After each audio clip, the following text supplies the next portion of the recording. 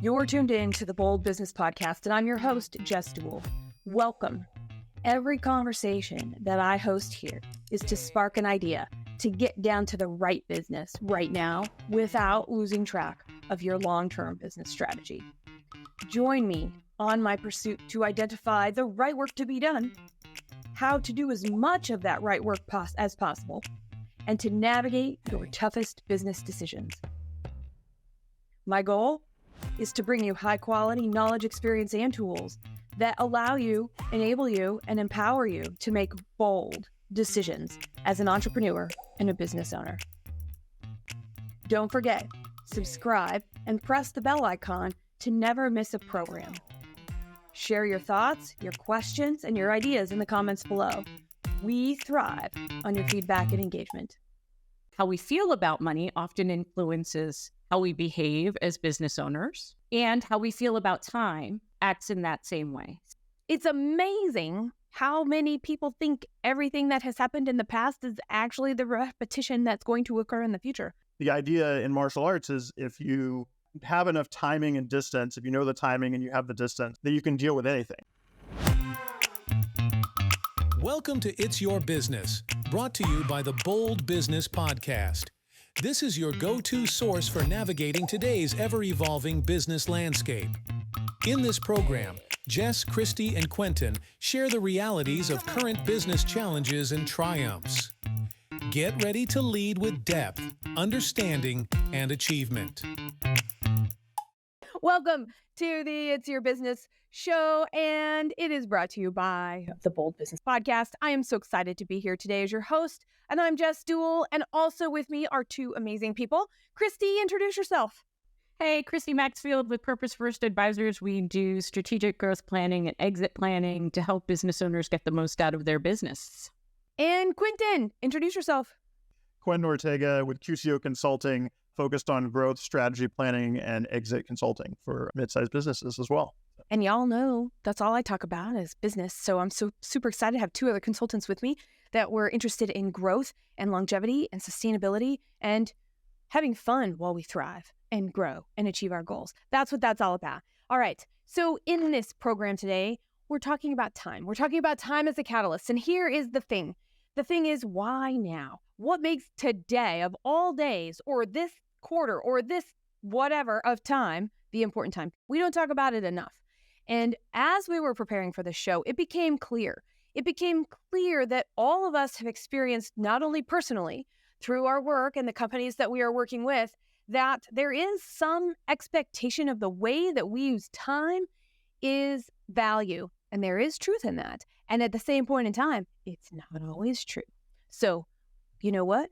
Who knows what we're going to be talking about today? We actually do, don't get me wrong. But who knows where each of these topics will go? Because time is fickle, time is fun, it's constant, and here we go. All right, so I know we decided we were going to start in this area. And Christy, I think that this was yours. Please tell me if I've got my notes wrong about the stories we tell ourselves around time. Absolutely. When we were preparing for this, one of the things we noted amongst ourselves is that most times we're going to tell our clients that resources aren't necessarily finite. They may feel finite, but they're not. Money, actually, there's not a limited amount of money on the planet. It gets made and changed and expanded every single day. Money is actually not a finite resource. It may feel finite to you, but technically speaking, there is no end to it. There is no limited pie from which to take your slice from. Time, on the other hand, is for the mere fact that we are mortal. So for us as humans, as souls experiencing the human condition, we do have a finite period of time. And we need to recognize that how we think about time, how we understand time, our feelings about mortality, our feelings about choice and how that plays into how we feel about time is one of the many stories we tell ourselves as humans. It's also one of the many stories we tell ourselves that impacts our work. So how we feel about money often influences how we behave as business owners, and how we feel about time acts in that same way. So really thinking about, what do you think about time? And the three of us, and probably pretty much anybody we might stop on the street, although there's probably generational differences that I'm not aware of, but that they feel like it's scarce. I need to use it wisely. There is a wise and an unwise way to use time.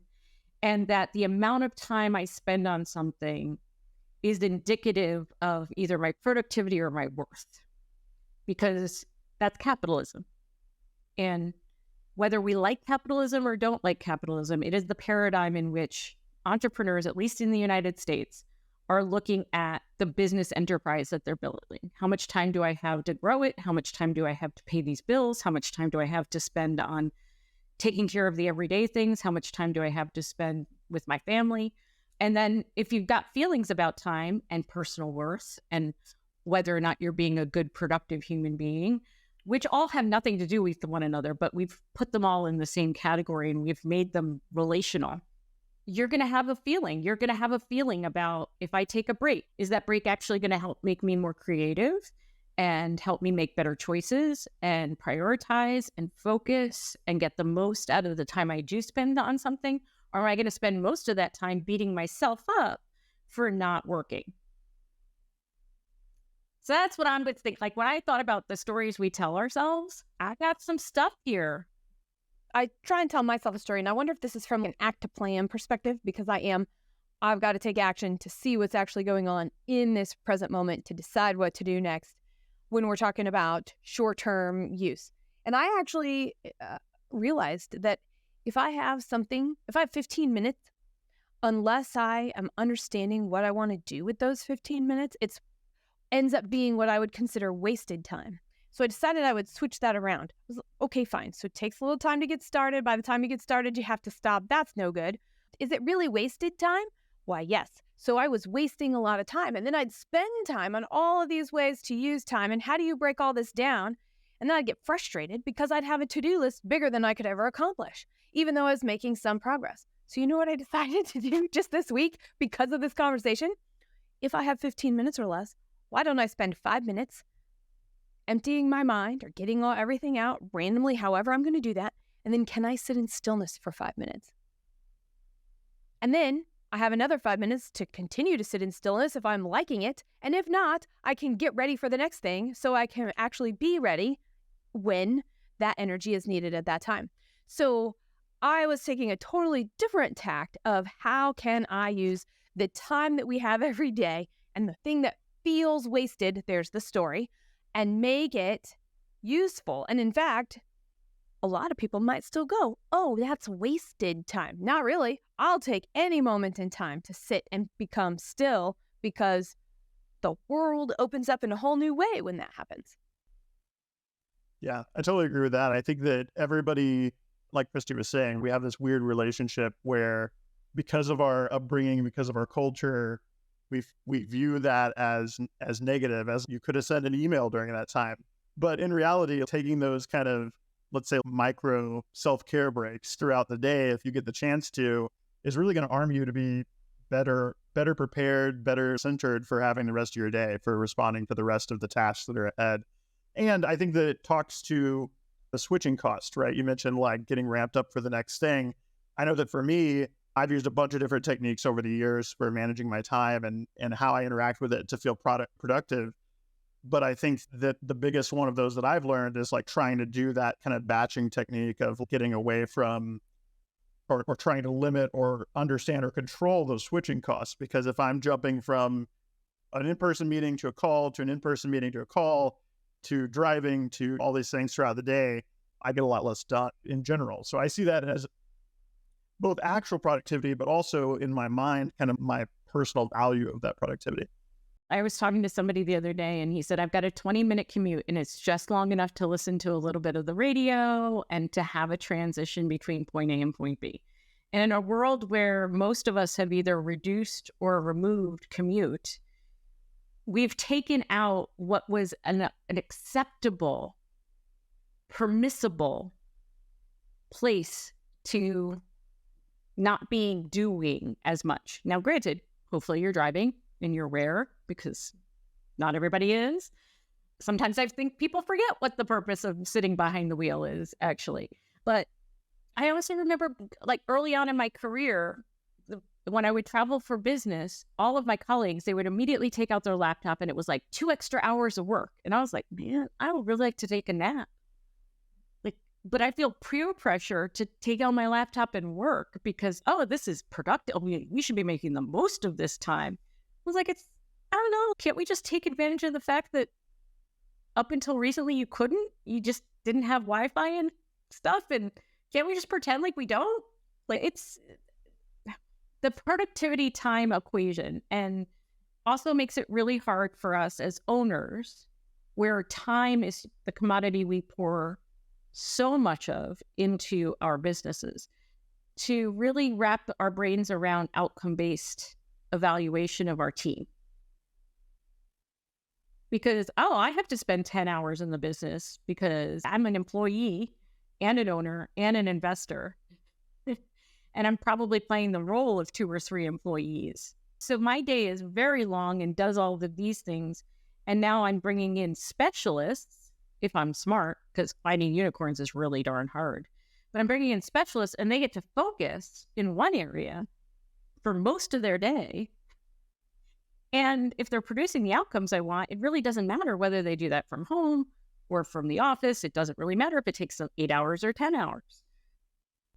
I think we've inadvertently ended up with this expectation that we're supposed to be able to control more than we can control. And I'm thinking, boy, aren't we wound a little tight? Boy, are we giving ourselves a lot of credit Now I feel seen to influence some of this. I'm like, I feel like for people that are watching, I have to call out the feel seen, because I've been thinking about that all week. We had our prep call for this conversation earlier this week, and Christy said, I feel seen. And I feel like both Jess and I were like, oh yeah, this does felt like we were attacking ourselves a little bit here with this conversation, just because we, as our personalities and the work that we do, we are focused on squeezing value at a time and trying to figure out how to improve processes and all those other pieces for people and ourselves. That's just our personality types, I think. Like every time something came up this week, I'd be like, I feel a little too seen sometimes about this time thing right now, right? Personally, whether I'm bringing myself to work or personally outside of work, I'm feeling stuck a lot.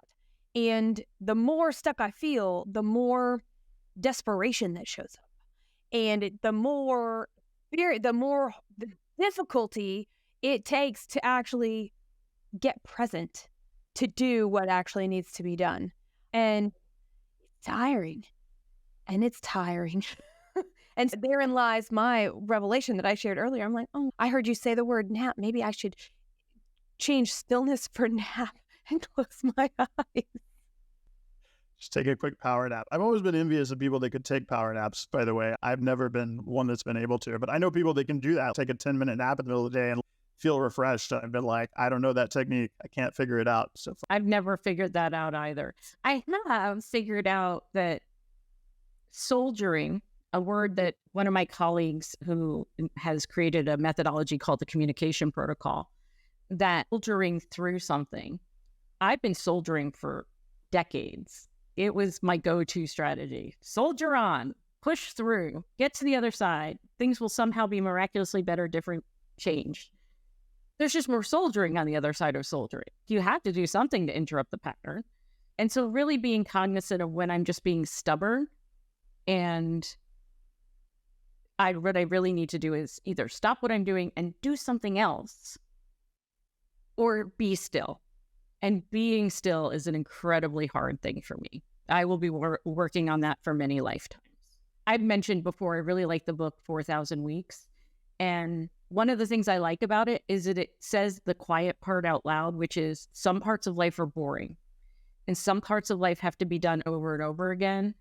Getting up, washing your face, brushing your teeth. You don't do those once. You do them for a long time, over and over again. If you try to wish that to be something other than it's not, you will spend your life unhappy about having to do them. And that time will always seem wasted. Like the folks who have decided I don't need sleep because somehow I'm superhuman and my body and brain can do things without sleep that yours can't. No, but you've decided that time is wasteful if it is not resting, if you are not integrating, if you are not giving your body and mind time to repair. And that's like really easy for me to sit here in judgment of and point at and be like, no, you've got it wrong. But if you're begrudging the other things you just have to do as a course of being human, you're doing the same thing. You're saying, I'm resentful of it. I wish it wasn't the case. And if I had to toothbrush and time back, just think of what I could have done. Like, that's not a thing as far as I know. This has been a recent shift for me, right? So I think that I spent a lot of time in my life. I want to know the time word count. We should have done a counter for this conversation, but I spent a lot of time in my life, like going through this idea, specifically with sleep, because you mentioned it, and that reminded me of, man, this feels so wasteful, right? Like I wish I could do more. Like it felt like every night going to bed felt like punishment for a long time for me in life, just because I wanted to do more. I had more ideas and I had more things that I was trying to do.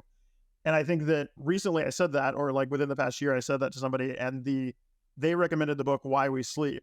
And I would highly recommend that to anybody that has a weird relationship with sleep in any sense. And it's honestly, a lot of the content in there, it's a Harvard professor that put together a bunch of sleep knowledge basically into a book. And I think that nothing in there was something new that I'd never heard before, if it makes sense. It's all the normal stuff of you should sleep because it's good for you. Here's why, X, Y, Z, right? But having all of it in one place did shift my perspectives for me personally of, oh, okay, this is not a waste of time. This is valuable. And I need to do this because it allows me to be better the next day and the day after that. And it does important things for my brain, right? And stuff like that along the way. Highly recommend that for anybody out there thinking about time and being frustrated they have to sleep, because I was for a long time. I know a guy who took 15-minute power naps every so often throughout the day and actually never had a full, restful night's sleep for something like 15 plus years. He did this and it served him well. And one of the things that I think when I think about sleep is people always want to figure out, how do we burn the candle at both ends? And my response is, you still have the same amount of candle. Is it useful to burn your hand from the bottom? I don't know. Is it? Oh, you should turn it sideways, have two lights? I don't know. You still only have one candle. So how do you make that candle is interesting. And having conversations about this, because we tend to assume that the people we do business with also define time in the same ways we do. Either what their working hours are, where they're willing to show up. Anne's a sleep psychologist. Anne, I'm sorry for treading on your knowledge base, because all I know is I need sleep and I like it. Yeah, I was going to say, Anne probably has better books than Why We Sleep. So if you have any other recommendations, throw those in there. Yeah, totally on that. I love that book, but there's probably even better ones. But defining how we have personally chosen to approach time.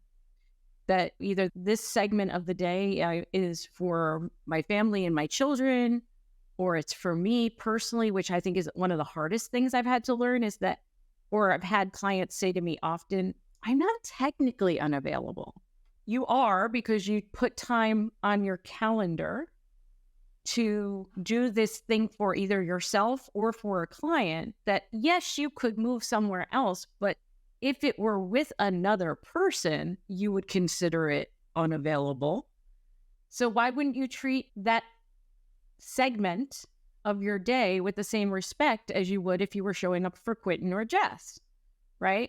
So all these stories about how we are of greatest use, how we are of greatest value, what is most meaningful. And then we know, like, Anne has told us there's also a great book called Better Sleep for the Overachiever by her. I love it. I love that you threw your book in there, Anne. I appreciate that so much. That's awesome. Thank you for being here. Read it, take a nap, get a good night's sleep. But that we have to really be cognizant of what we're bringing to the table about time and time management. Because I think I also said to you guys earlier this week, I had a client who said, I'm not sure I'm thinking about time in the right way. And I was like, I'm not actually sure I can tell you how to think about time in the right, I'm not a physicist. I think that's where we have to go for the real official, this is how one should think about time. What does that mean? Does that mean I'm only thinking about work can only happen between these hours on these days? Is it that it should take me less time to do something or more time to do something, or I'm better and more valuable if it gets done this way versus that? I'm like, share your thoughts and questions in the comments below. I thrive on your feedback and engagement. You're listening to the Bold Business Podcast. I'm your host, Jess Dewell. This is your program for strategizing long-term success while diving deep into what the right work is for your business right now. Did you know? Of those of us with a plan, 10% just have an idea, 75% have written but don't use their plan, and 15% successfully achieve what is in their plan. Know exactly where you are and what is the necessary work to get where you want to go with a growth mindset reset. This is dedicated time to evaluate exactly where your business is, where you want it to go, and the trajectory you are currently on. Go to reddirection.com solutions to get started.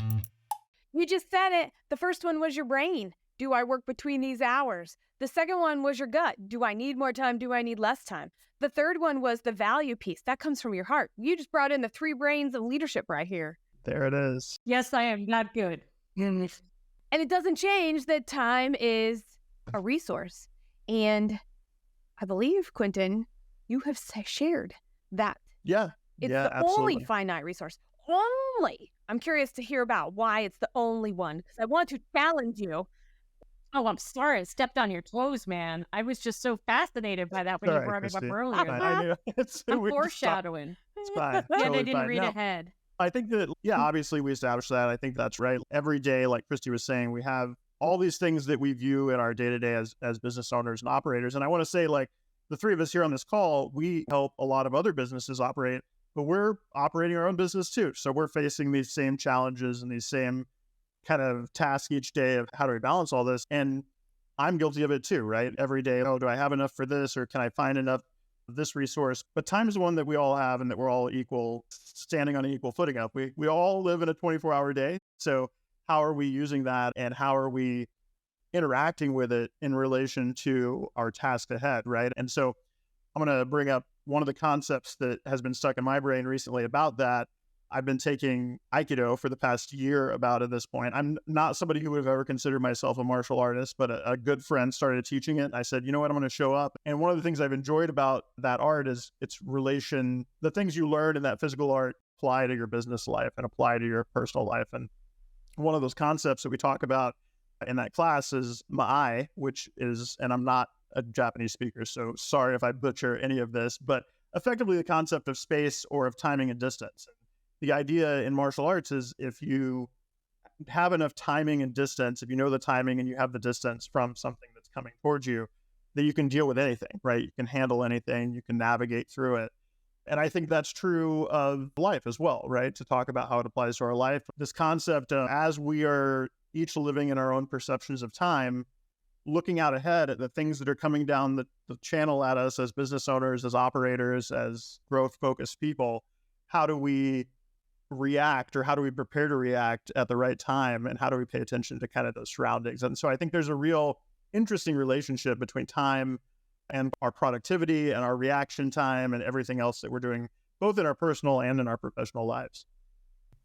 That's about space too, right? So if somebody's throwing a punch at me and they're really close to me, I have less time to react.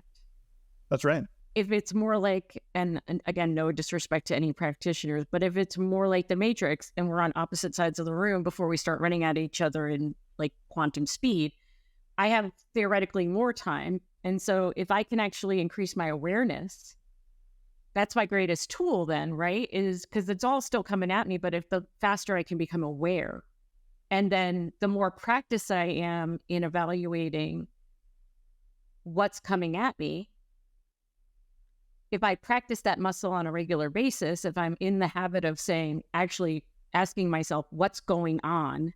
What do I actually need to pay attention to? What's a distraction? Then I can increase my time. And that's how I think of it. When I start working with the new business owners, sometimes if they feel like they don't have enough time, I'll have them do a study of their time, right? How are they spending it? Where are they spending it? And I do that 24 hours a day. Record your sleep, record your family time. I want to just get the full picture, right, of how your day is playing out so we can start to talk about it. And I think that's a super valuable exercise, but I think people also sometimes get too caught up in the measurement of it. And actually, Jess was saying something a little bit earlier about this idea of too much optimization or too much retooling or too much trying to focus on that. And you're not actually going to gain any benefit because you're now spending all of your time recording. If you spend all of your time preparing then you spend no time acting. And there's this fine balance point, I think, between those. Yeah. How do you push people to, no, I'm not going to go down that path. Okay, let's go. Let's see. Well, that's one of the things you've often hit on is because you have a very conscious relationship with time. You use your present retreat on a weekly basis to actually carve out a period of time to be present to yourself and your business, right? Mm-hmm. And my understanding is that time is about, in part, prioritizing, that you can't do everything. So one of the ways I can make more time is by deciding on a finite number of things to really focus on. Yep. Yes. And then I think about, that's one way I can make more time. The other way I can make more time is to deploy money so that other people can do things that would take me time to do. So like I can't outsource my sleeping, which Anne and is on board with affirming I need and I'm going to do. And I feel really good about that. I've got Anne telling me. We have experts telling us to sleep. Yeah. And I've got experts. I'm on the right path. I really do to do things properly. But I remember seeing something on one of the Instagrams or something where they were like, Beyonce's day is actually longer than your day, right? And that she actually doesn't have more than 24 hours. But if she doesn't have to prepare a meal or do any laundry or pick up kids from activities, if she doesn't actually have to manage people directly because she's got people who can do that, if her schedule is being managed by somebody else and she doesn't have to worry about changing times and rearranging schedules, and if something goes kaflooey, she can delegate the fixing of the kafloo to somebody else. I was wondering if you were going to do that. You did it. Yes, I did it. Then technically she has a different way to use her time. She doesn't have more of it any more than prioritizing gives me more of it. It just allows me to focus more specifically on certain things that I really have made important in my life. She can write 4 albums if there's other things she doesn't have to do. So can I deploy more money to change the way I interact with the time I have? Not all of us can. And another thing would be is, why would I do that? Or why are we doing this? And the reason I say that is because, I'm going to speak for Christy and I'm going to speak for Q along with myself, and they can challenge me if they like. And that is, if we are doing it because somebody else said this is the way to do it, so we're doing it and we've decided to do it ourselves or spend money or have somebody else's time be involved with it, that doesn't make it right. And that's why a present retreat is awesome. And I actually don't know that Beyonce doesn't pick up her kids or make the meals or whatever, right? I was thinking once we got back to all the real people, the non-Beyoncés of the world, I shouldn't say real, she's very real and very amazing. She's very real, very amazing, and may very well choose to do those things because they are important to her and the relationship she has with the people she does those things with, right? Simply because she has much more money to deploy on her behalf doesn't mean that she's going to prioritize totally different things than we can do. But I'm just thinking about, is this finite resource and all these stories we tell ourselves, and then with this idea of time and space and awareness,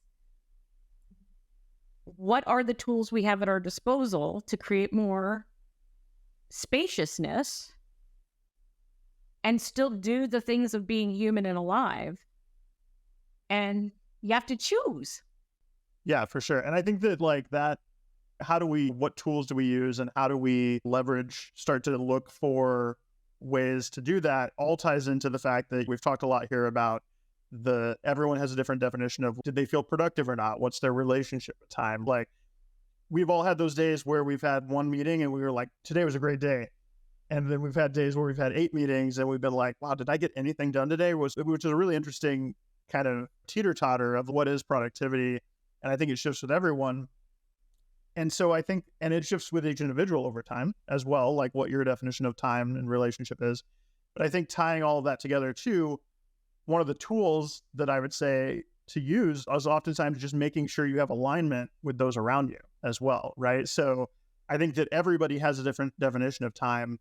And Christy, I know you and I have seen firsthand with some of our clients, this idea that one party views something as urgent and the other party is view something as urgent as well, but the definition and how they use that word are different, right? So one of them is, I have to finish this today, and the other one's, I'll get to this week, right? And so I think that as we ourselves spend so much time in our brains, because we all do, thinking about time and productivity and are we doing it right, don't forget to reach out to those around you and make sure that you're level setting those expectations and looking for misalignments, right? Because if I'll use a personal example for this, right? So for years, I thought there was an expectation of me to respond to emails within 24 hours. I had set that clock for some reason in my head, and when somebody emailed me, I would get them something within 24 hours. And I went on, this was probably 4 years ago now, I went on a retreat for a week where I wouldn't have access to email at all, which was the first time in probably 10 years that I didn't have access to email at all, not even like once a day. And so I spent a week, zero access to email, and I came back and I realized that the world hadn't fallen apart, which is what I had been telling myself to pressuring myself, stressing myself to get those 24-hour responses. And I realized that if something's actually that important, someone will call me, they'll text me, they'll raise the alert level. And so I shifted my own relationship with understanding kind of the definition of our communication tools in time, right? What do those mean and how are we applying them? Now, I do reply to my emails if anybody sends me an email, but sometimes it takes me longer than 24 hours now. And I think that it's valuable for all of us to take that time to do an assessment and see, okay, am I being unreasonable to myself and my definition of what time is expected or what people are expecting of my time? And I'm going to add to that, one of the things that I did not know I did in business, and it has actually contributed so much to my success, and it actually has helped me help people without even knowing I've helped them, but they weren't necessarily the right client for me to be in service of or for Red Direction to help and be there in some way. And that's the law of reciprocity. There are so many conversations I will take time to have without an expectation of result. And that is me being of service in a way, but also, yes, I would like to help you. I want to put good out in the world. And if that's all it was supposed to be, there will be a boomerang effect back. And that would be true for what I have seen in Red Direction since 2004 when we began, is that by being open to putting good out in the world, I've also somehow, probably subconsciously and grudgingly, have been receiving it as well. And to your point, Q, of what was the expectation? Give without receipt? That's out of alignment. Who knew? Who knew? But at the same point in time, it was happening and I was refusing to acknowledge it because it didn't fit into something that was associated with documented, trackable productivity. And in fact, it makes everything that we document and track much deeper and richer, and we're making better decisions because of it over time. There's like a period of unlearning with that, right? You have to, because I think that a lot of us built those identities of how we deal with that or how we treat that as we were growing up and going through school and everything else. And so reassessing and relearning those definitions along the way is a critical, I think, thing that we should all do. And you got to continue doing it too, right? Like over and over, you got to continue to go back to the drawing board and be like, wait, is this assumption still correct? Is this assumption still serving me? Or is this hurting me in some way? Jess, when you put this topic out there for us, the subtitle is Unleashing Creativity and Innovation. And I don't think I've ever met anyone with any level of creativity, however you define that. And I think that's a very broad definition. My creativity shows up in the work I do with my clients every day. Yeah. That is my primary way of being creative and resourceful. It's the thing I pray about, right? Let me show up with creativity, enthusiasm, and compassion so that we can do good work together, right? So I've never met anybody who doesn't need space in order to show up with that resource, right? And for themselves or for others. And so whether you identify as being creative or innovative or not, if you aspire to be, if what you want is for your business to feel more creative or innovative, there's probably a few things you need to be doing less of in order to create the space for that. Because to Quentin's earlier point, if I'm always firefighting because there's no time and space between me and whatever's blowing up, then all I can do is raise my hands in self-defense and keep my head down and react, not respond, react. And if I can get a little bit more space and I can decide that there are actually some things I have to choose not to do, which is one of the hardest things for any human being to do, is to actually say, I can't do it all at the same time. Then that's where I see the creativity and innovation coming in. If somebody read that and said, she's going to tell us like how to use this increment of time, a methodology by which if we approach an hour's time in this way, we will be more creative. Yeah, don't do anything. I'll tell you right now. That's the answer. It's not use the first 5 minutes to do this and the next 8 minutes to do this, and then in the next 15, probably exactly that. Stop doing. Yeah, just stop. We did that in 3 seconds.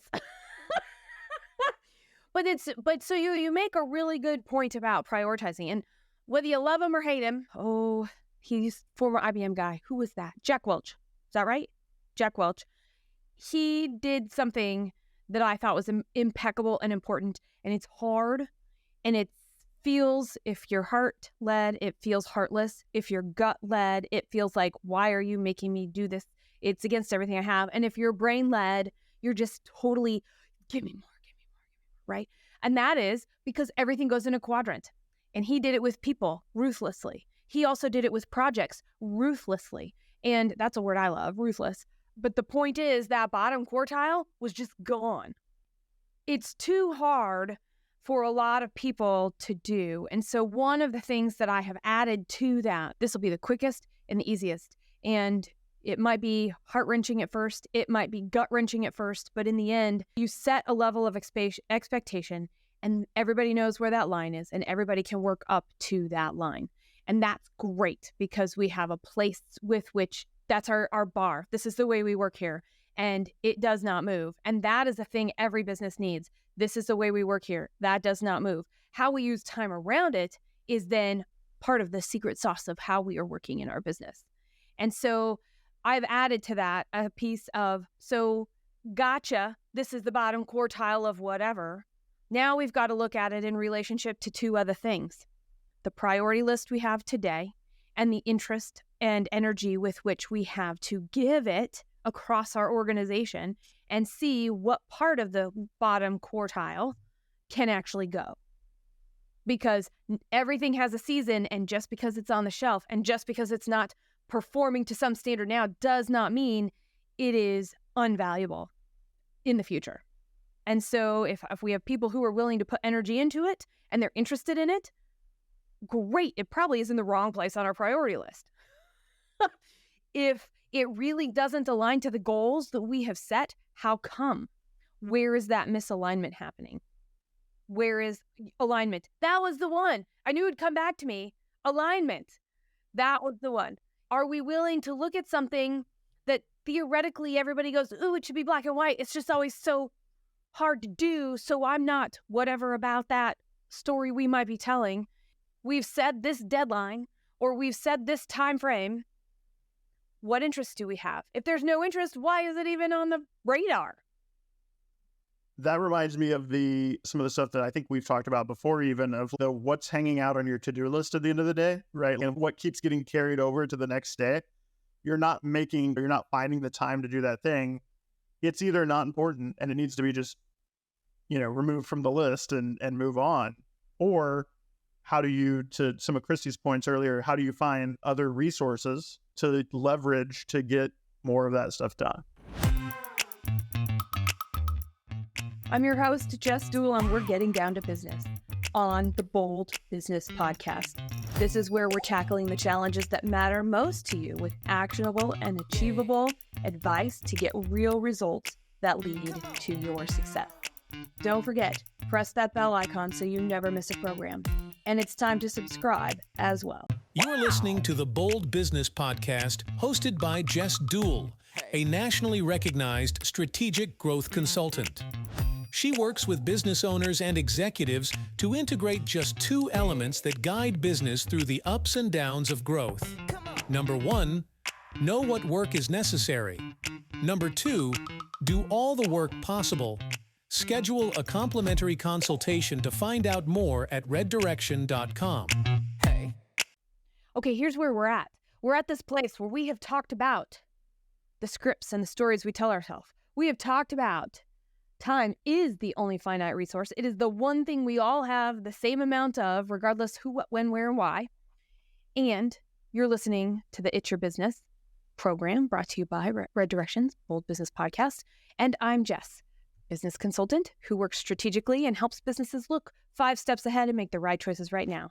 And we have Christy, Purpose First Advisors, growth advisory and exit planning. and we have Quentin. QCO consulting, growth strategy, and exit planning as well.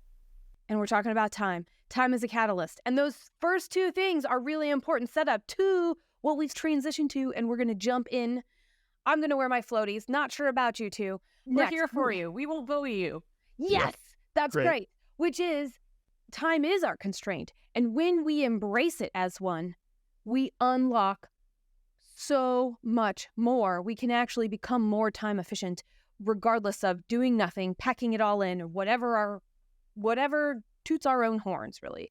Because because we all have that. We all have the thing that gets us excited, and we all have these expectations of time, and we all judge ourselves around those around us, and we don't have to. We can know it's finite. We can know that it is a constraint. So how can we show up to it and kick butt and get to where we want to go? And we can only do that if we've had the conversation so far about what are the stories that we're telling ourselves? What is that cost of switching? And then talking about the fact that we have 24 hours in a day, and we're talking about time, space, and awareness. Let's put time, space, and awareness inside of a container of, okay, how come, and this is my question to you two, how come we actually don't use time in our decision-making process as a constraint? One of the benefits that I think I have been allowed to have over the years is the fact that I've always worked with a bunch of different organizations at once, right? Meaning, and I love that. And I think it's good for the people I work with because it gives me a diverse background, new experiences all the time that I apply to all of those different clients. And I think that as somebody that has spent most of my career doing so, you have to factor time into everything, right? I have to be very mindful and conscious of every decision I make and how much time I think it's going to take and how much of other people's time it's going to take and like, how am I going to manage that? I think I try to factor it. I don't always. And when I don't, that's when I run into issues, right? When I'm like, oh yes, I can do that. I say yes too much and I don't set the proper expectations of those people around me. I'm married to a project manager, and a lot of the work I do with clients is about sequencing activities. Who's going to do it? When is it going to get done? With what resources? I feel like time is taken into consideration. However, there is often this feeling of we can't possibly know exactly how that's going to unfold. And 2 extremes happen. Either we try to super control it, we try to micromanage time to fit within our constraints. I have a construction company I work with. Their contracts are both money and time bound. And we all know that the best laid plan never survives its contact with reality. But that doesn't mean it can go on 3 years longer than it was budgeted for or $4 million more than it was budgeted for. There is some constraint to it. But there has to be a flexibility to deal with the unexpected, the expected but unknown, right? I feel like if we could all come to terms with the fact that there is always going to be something unexpected, because we can't possibly know the future. And so unexpected is expected. It's we don't know what it is, right? It's an expected unknown, for lack of a better way to think of it, right? What we don't usually do is budget in time for the expected unknown. We build things on these, if it's executed perfectly, without any flaws, this is what it will look like. And then we create a lot of anxiety and stress over the fact that it can't be done that way because nothing goes perfectly. So we don't build in contingency on a regular basis. Certainly not enough based on the experience we've had. Like our experience should say, you know what, you want it in 10 weeks. My experience is going to take 16 weeks. I'll put 14 in the plan. Yeah, How right? did that magically become doable? It didn't. And it just made you feel good for me to tell you I could do it on that time. So I can articulate better some of the things I've been feeling listening to the two of you, which really comes down to the longer the term, the less likely a time constraint end is useful. It's only between milestones where time constraints become useful to be able to make course corrections and prioritization and changes along the way to hit that larger goal of where do we want to be at a certain time, place, piece. And so I find that interesting because when I go into companies and we're doing annual planning, they have the way that they do their growth, or they have the way that they do this, or they have the we did this last year, so this is what's going to happen this year. And it's amazing how many people think everything that has happened in the past is actually the repetition that's going to occur in the future. I have yet to be in a company, grow a company, sell a company, participate in any part of the acquisition process where there are repeatable events. Even having done it more than once. We can map out Quentin and I have done this recently, right? Here's the things that have to happen. Here's, if you really want to do it in this time frame, how fast they would have to move. Are you committed to moving that fast while doing all these other things? Or are you willing to put more time into the schedule to do them at a different pace? Your question's really intriguing. Do we not take time into consideration? And I think sometimes our culture, at a Catalyst, our culture says it has to get done, therefore we will find the time. Right? And there is no consideration of then what sleep do you miss? What kids thing do you not go to? What meal do you skip? Something has to give, right? But we do have a cultural expectation, and I believe we build companies with the expectation of it has to happen, therefore we will find the time. Especially when we have teams that are really stretched and they're high-performing teams. People give them a lot more to do because they get it done, right? And they're constantly making trade-offs. They're constantly weighing opportunity costs. And something is suffering in order for them to make the impossible possible, but they keep doing it. Therefore, they keep being asked to do. They don't actually say, for lots of reasons, including just being the fear of being fired, right? And needing a job, and that's a real thing, right? But we will also all sit in a room together and go, it is not actually feasible for you to do all of these things. Do we all agree that is not feasible? Yes, but it has to be done, so I guess we'll have to figure it out. That's insanity. May not be the official definition, but it is one definition of insanity. I almost said find the time, and then I love that you focus it on it, because I think that I stopped myself because the more time I spend with it to try to run up our time forward counter for this show, the more I realize that I really don't like that phrase, right? It is a part of our vocabulary is, I'll find the time. But I think that's something we should all work to stop using that phrase, because you can't. It's not real. I think you make the time. You make a choice about how to use your time. You don't get to make up more of it, right? You get to choose how you're applying the time that you have. I think you can slow it down. I'll be real. Ever since I started doing my present retreat, I get better and better at saying no throughout the week, or going, cool, that's something I've got to think about. You'll hear from me after next week, or now isn't the right time. That may be interesting. Let's continue that conversation. Which means I'm really good at that. Thanks, no thanks. Really good at that. I'm not as good as I could be, but I'm way better than I was even this time last year. Every year I'm exponentially better. And that's actually a way that time slows down, because if I can get that decision making and the cost switching and the opportunity, the diminished return, of course I'll find the time that we've been talking about. I'm like, sure, 20% of my work week is dedicated to working on my business. But look how quickly I can evaluate something and go, now, later, never. Everybody benefits from that. And I use that in my outside of work too. Every project I do. So if somebody is asking me, how quickly can you get that done? I'm like, we don't belong to work. We're not going to work together because I have a couple of questions you haven't been able to answer to me first, so that I can actually give you an idea of that. And I think that's important. Accountability shows up here. I'm like, thanks for asking me. How come it took you so long to give me a call? Oh, yeah. Oh, yeah. And no offense, everybody out there watching, I'm coming across I might be a little edgy, and that's okay. Just know you're thinking about it. That happens to you for other things. And so I'll step back a minute and I'll say, these are the things that are important. If you haven't been able to do it on your own and you've tried and tried, it's probably a smart thing when you're in your initial conversations and just starting work with anybody in your company, a new team you're trying to create that's high performance, an outside consultant, that they don't have any magic knowledge. There is zero magic knowledge when it comes about time. So when you hear somebody like me, and I'll only speak for myself here, start questioning you about it, it can get real and it can get touchy and it can get, because we don't take the time to acknowledge the way we use it already. We don't take the time to acknowledge the assumptions around it.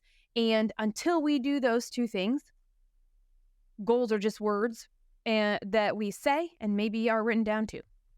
I agree. I think that the biggest thing I'm pulling from this, or that I keep hearing over and over as the underlying kind of theme, is that like, we're all going to continue to fight our own battles with time and how we view it. And that is a rinse and repeat cycle. We're going to go back to the drawing board over and over. And I think that's what we should do as humans that are trying to figure out our path forward. But more importantly, possibly than all of that, is looking at your definition of time and how it relates to those around you, how it relates to the expectations that you're putting on yourself, that other people are putting on you.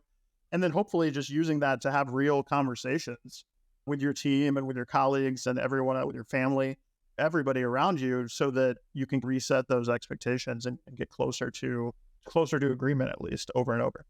Yeah. And Anne points out in the chat that sleep is one of the first things to go because we feel like it's fungible and we don't take into account the consequences of short shrifting that.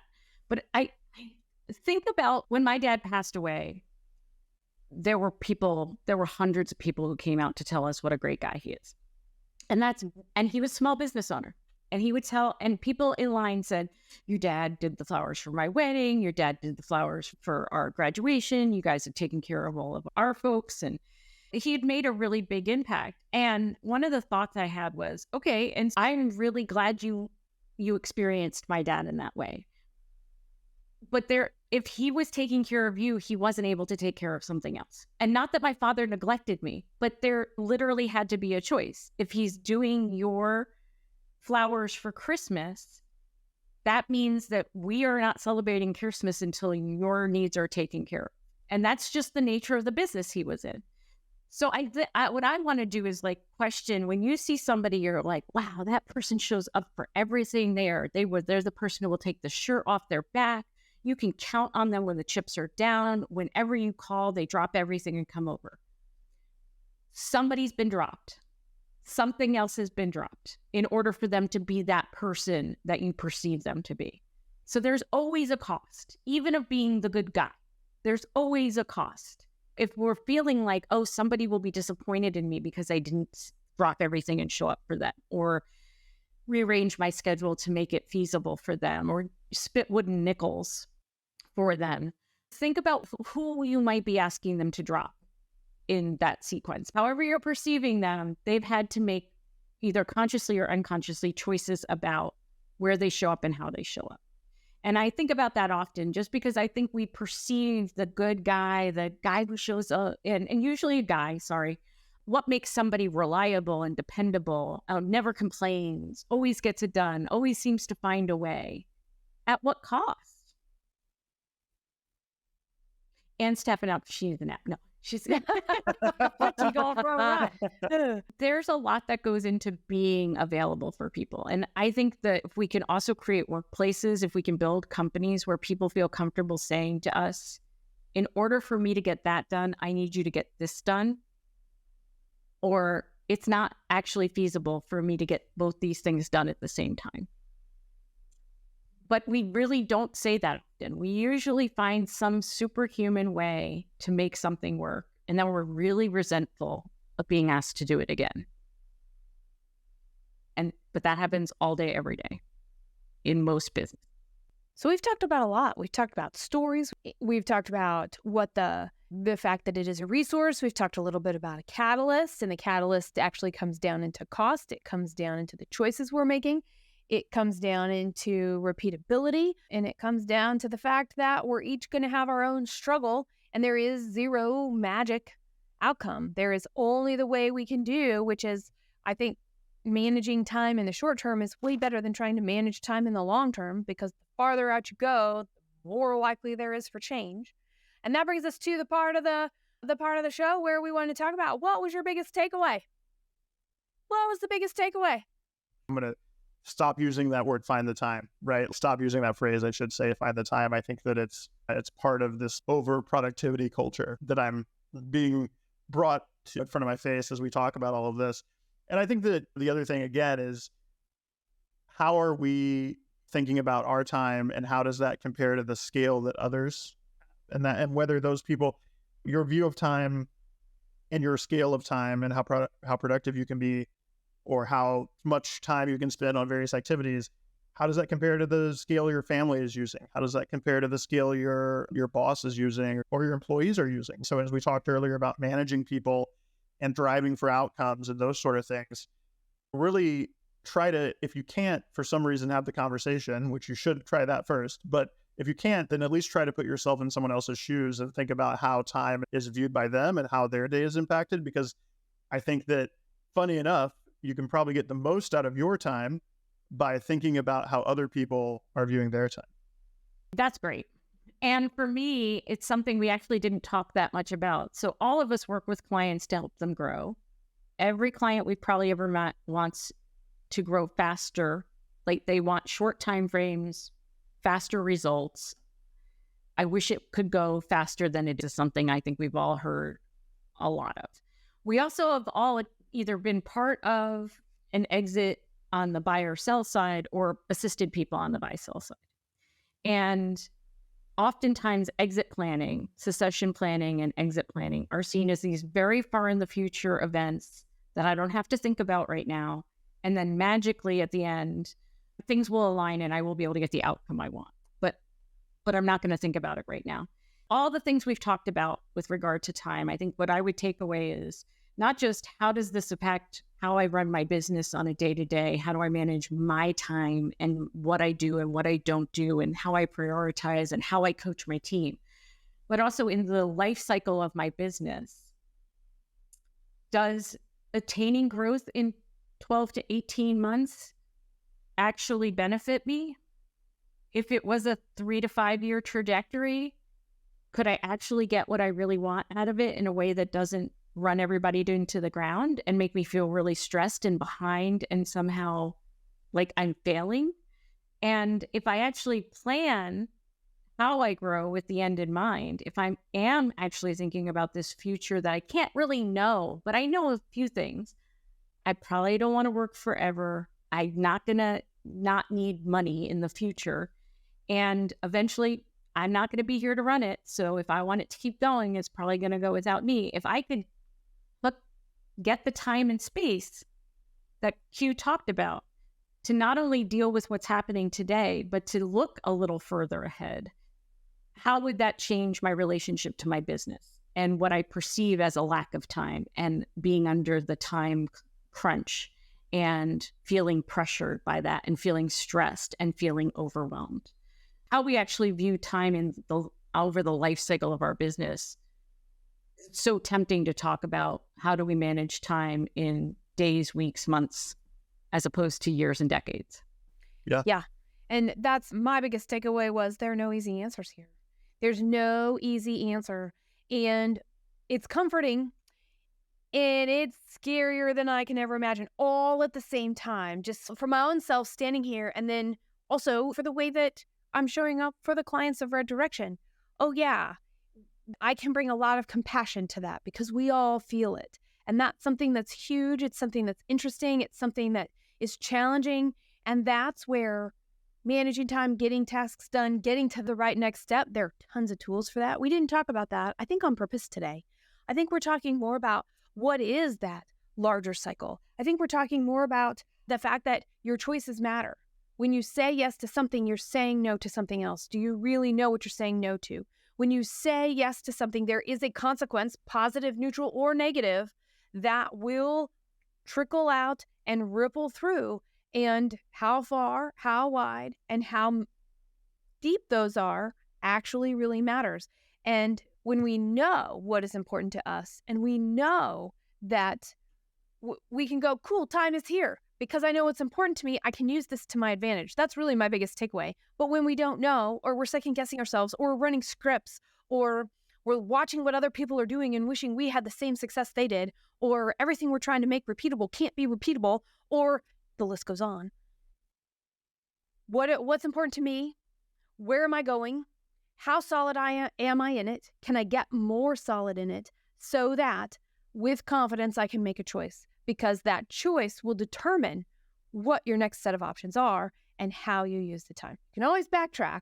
There's very few things in this world you actually can't backtrack. All it takes is more time. But sometimes it takes the decision to get rid of some options so that we can actually use the next set of time to actually either make up ground, leap, or cross chasms that we didn't even know existed. But here we go. All right. I love it. This is... Look at all... What a great time. This is It's Your Business. Until next time. This is just one program I've created in the pursuit of identifying the right work to be done and then doing as much of that work as possible. Because that's where success happens. We're talking about building businesses that last. The Bold Business Podcast equips leaders, business owners, and management teams with the strategic mindsets and the practical tools to navigate the ever-evolving business landscape. Before you go, remember to visit reddirection.com for solutions, articles, and more programs like this one, created to help you navigate the challenges that you're facing in your business today. Don't forget to follow us on our social media channels to keep up with all the latest insights. It is bold to pursue building a business that lasts. Until next time. Wow! Jess hosts the Bold Business Podcast to provide insights for building a resilient, profitable business by deeply understanding your growth strategy, ensuring market relevance and your company's future. It is bold to deeply understand your growth strategy with your host, Jess Dewell. Get more information about how to drive solutions and reset your growth mindset at reddirection.com. Thank you for joining us, and special thanks to our post-production team at The Scott Treatment.